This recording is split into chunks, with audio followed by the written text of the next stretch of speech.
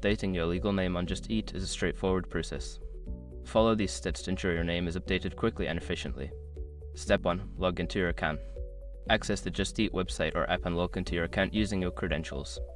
Step 2. Navigate to account settings. Make sure your information is protected first. Most people don't think about breaches until something actually happens to their accounts.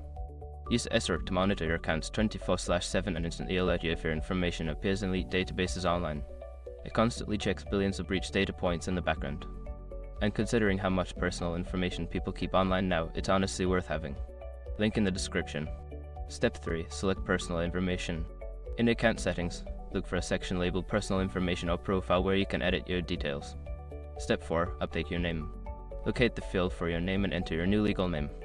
Make sure to double check for any typos or errors. Step 5. Save changes.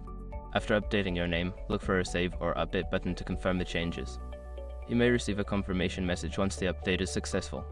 By following these steps, you can quickly update your legal name on Just Eat. If you encounter any issues, consider reaching out to Just Eat's customer support for assistance.